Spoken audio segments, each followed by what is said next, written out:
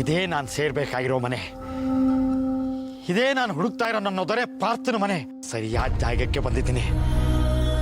ನನ್ನ ಪಾರ್ಥ ಇಲ್ಲೇ ಇದ್ದಾನೆ. ಇಷ್ಟು ದಿನದ ನನ್ನ ಹುಡುಕಾಟ ಸಾರ್ಥಕ ಆಯ್ತು. ಪಾರ್ಥ, ಪಾರ್ಥ, ಎಲ್ಲಿದ್ದೀಯಾ ಪಾರ್ಥ? ಪಾರ್ಥ, ಪಾರ್ಥ.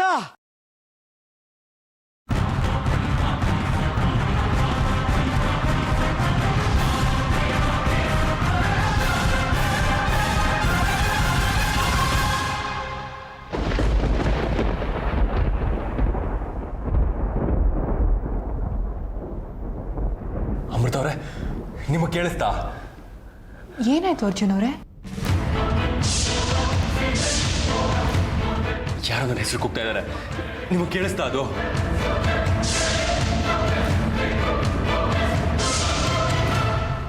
ಇಲ್ವಲ್ಲ, ನನಗೆ ಯಾರು ಕರೆದಾಗೆ ಕೇಳಿಸ್ಲಿಲ್ವಲ್ಲ.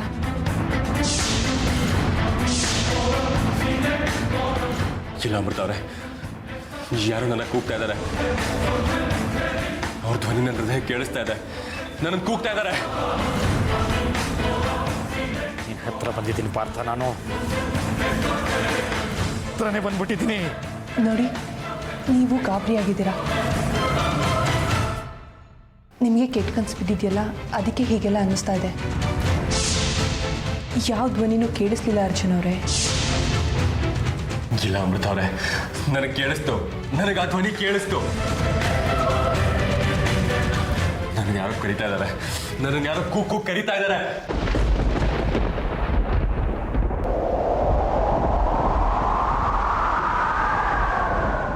ಯಾರೀ ಅದು? ಅಲ್ಲೇನ್ ಮಾಡ್ತಾ ಇದ್ದೀರಾ? ಯಾರದು? ಹಲೋ, ಹಲೋ ಅರ್ಜುನ್ ಅವರೇ, ಯಾರಂಗೆ ಕೂಗ್ತಾ ಇದ್ದೀರಾ? ಯಾರಿದಾರಲ್ಲಿ? ಇಲ್ಲ ಅಮೃತ ಅವರೇ, ಅಲ್ಲಿ ಯಾರೋ ನಿಂತಿದ್ದಾರೆ. ಅಲ್ಲಿ ನೋಡಿ.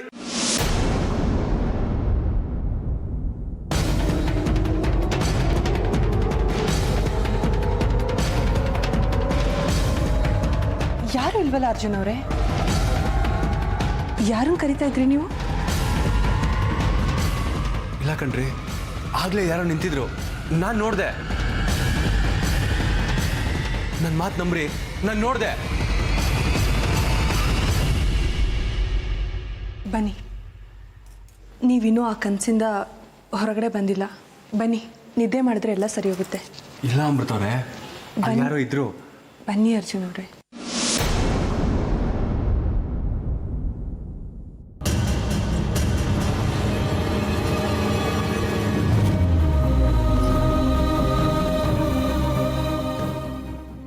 ಹುಡುಗಿ ಇನ್ನೊಂದು ಮಾತು ಹೇಳಿದ್ಲು. ನಿನಗೆ 25 ವರ್ಷ ತುಂಬ್ತಾ ಬಂತು. ನೀನು ಸೇರ್ಬೇಕಾಗಿರೋ ಜಾಗನೇ ಬೇರೆ ಇದೆ. ಹೊರಡೋಕೆ ಸಿದ್ಧ ಆಗೋ ಅಂದ್ಲಮ್ಮ.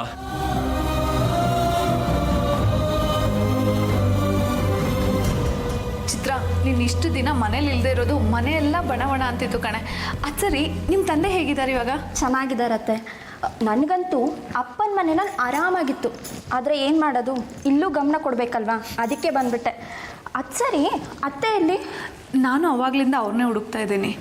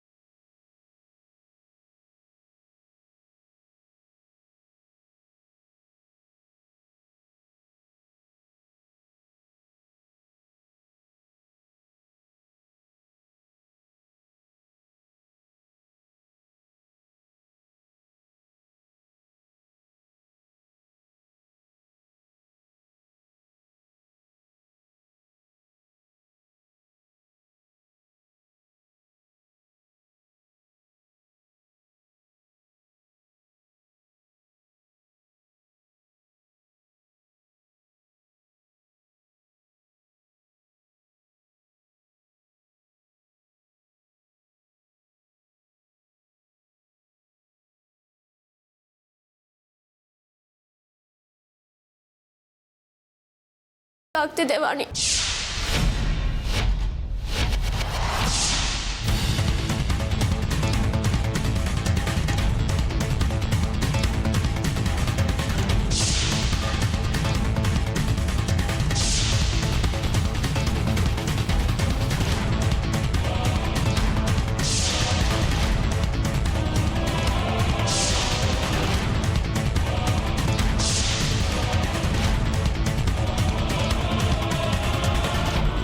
ಅಕ್ಕ ಅದೇನು ಅಷ್ಟೊಂದು ಸುಲಭನಾ?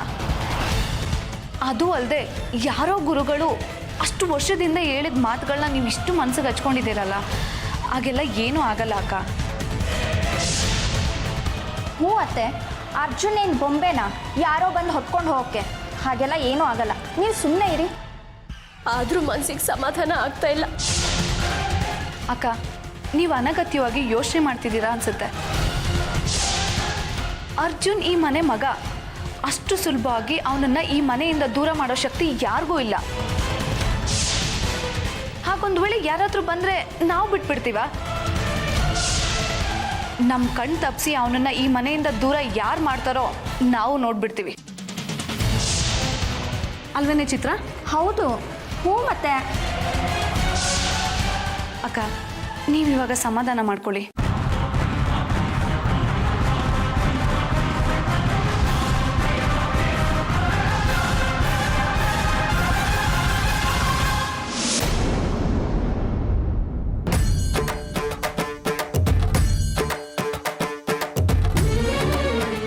ಭಗವಂತ, ಇಲ್ಲಿವರೆಗೂ ನಿನ್ನ ಕೃಪಾ ಕಟಾಕ್ಷ ನನ್ನನ್ನು ಕಾಪಾಡ್ಕೊಂಡು ಬಂದಿದೆ. ನನ್ನ ಮುಂದಿನ ಹೋರಾಟಗಳಿಗೂ ನಿನ್ನ ಆಶೀರ್ವಾದ ಹೀಗೆ ಇರಲಿ ಅಂತ ಬೇಡ್ಕೋತೀನಿ.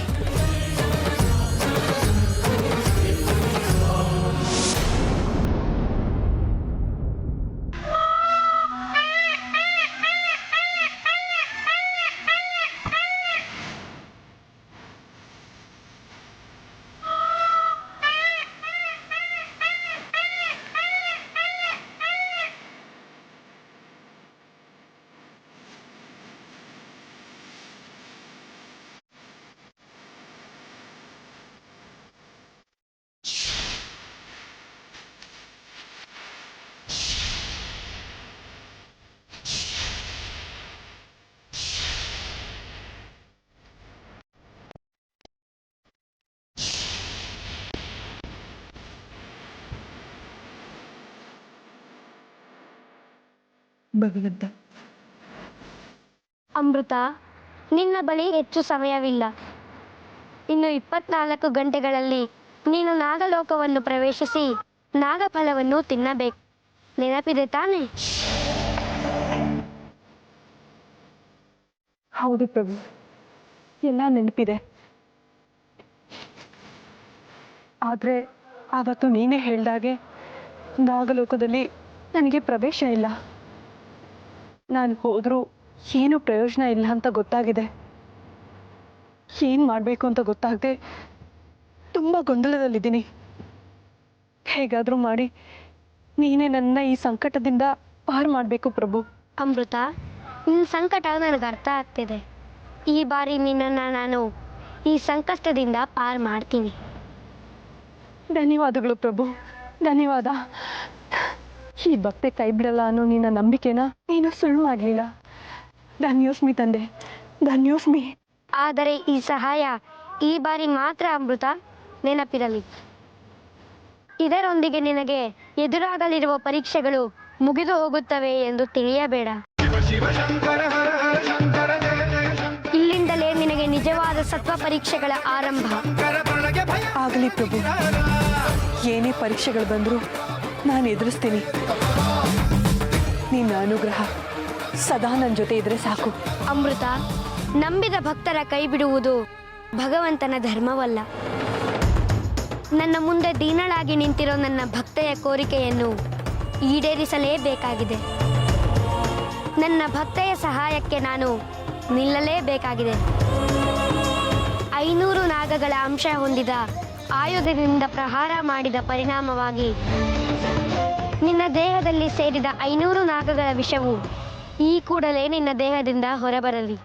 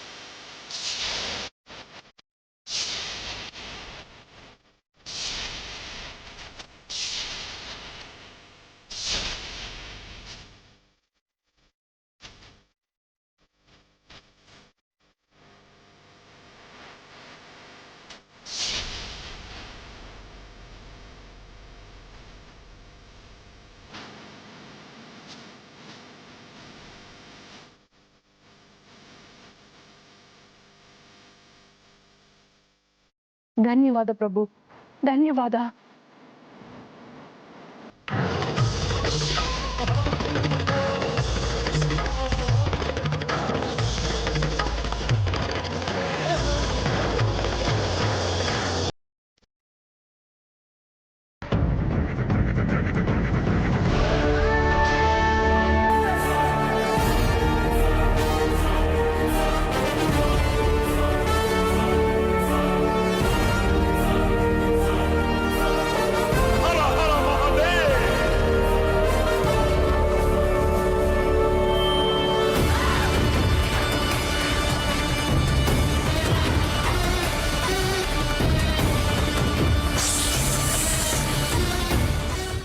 ಹರ್ಷ, ಟೈಮ್ ಹೋಗ್ತಾನೆ ಇದೆ.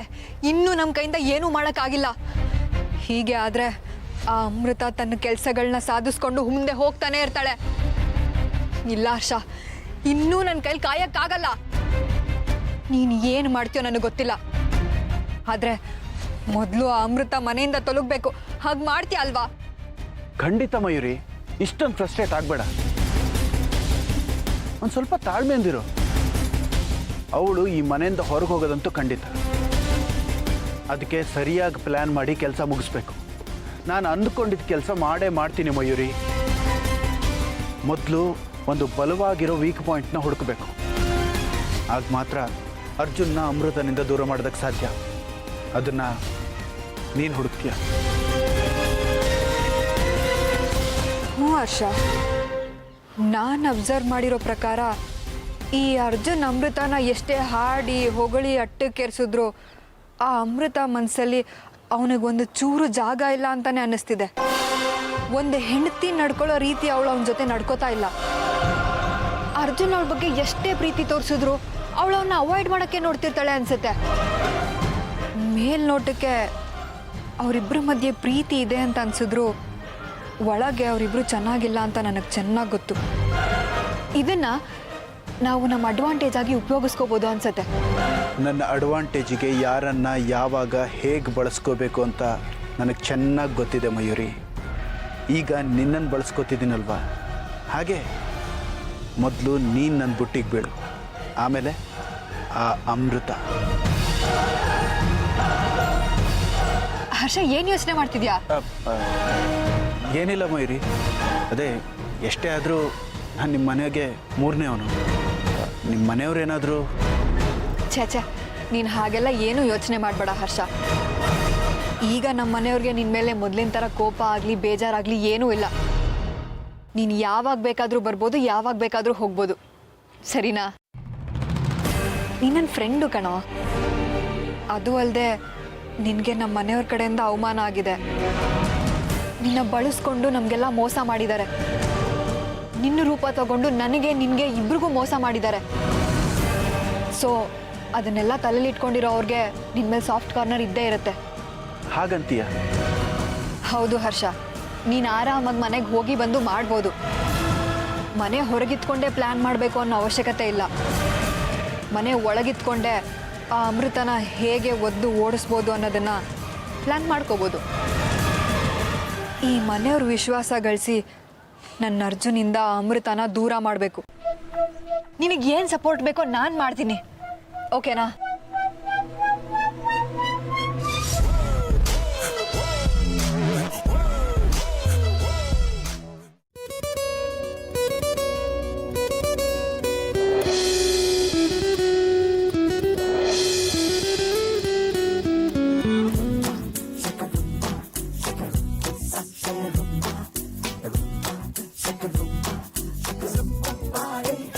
ಎಷ್ಟು ನೆಮ್ಮದಿಯಾಗಿ ನಿದ್ದೆ ಮಾಡ್ತಿದ್ದಾರೆ. ಮುಖದಲ್ಲಿ ನಗು ಇದೆ. ಹಾಗಾದರೆ ಯಾವುದೋ ಒಳ್ಳೆ ಕನಸೇ ಬಿದ್ದಿರಬೇಕು. ಕನಸಲ್ಲಿ ನಾನೇ ಬಂದಿರಬಹುದಾ?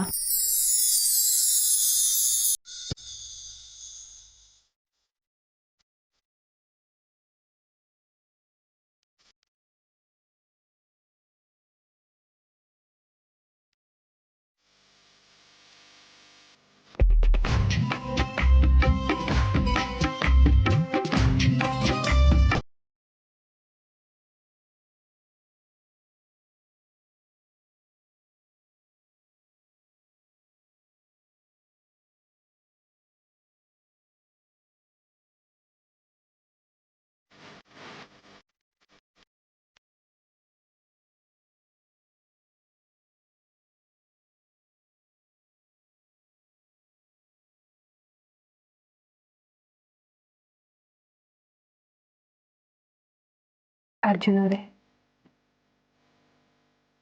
ನೀವು ನನ್ನನ್ನು ಎಷ್ಟೊಂದು ಇಷ್ಟಪಡ್ತೀರಲ್ವಾ? ನಿದ್ದೆಲು ಈ ರೀತಿ ಮಗು ಥರ ನಗ್ತಾ ಮಲ್ಕೊಂಡಿರೋದು ನೋಡಿದ್ರೆ ಹೇಗೆ ಇಡೀ ದಿನ ನಿಮ್ಮ ಹತ್ರನೇ ಕೂತ್ಕೊಂಡು ಮೈ ಮರೆತ್ಬಿಡೋಣ ಅಂತ ಅನ್ನಿಸ್ತಾ ಇದೆ.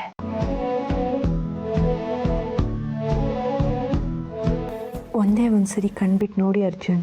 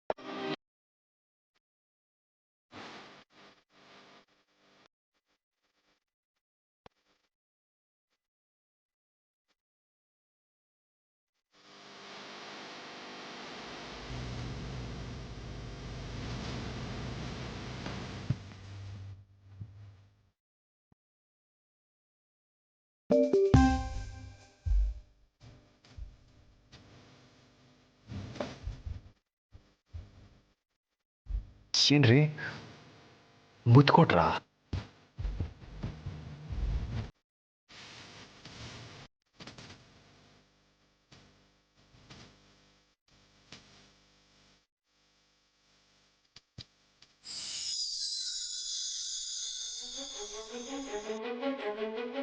ಏನು ಮಾಡ್ತಾ ಇದ್ದೀರಾ?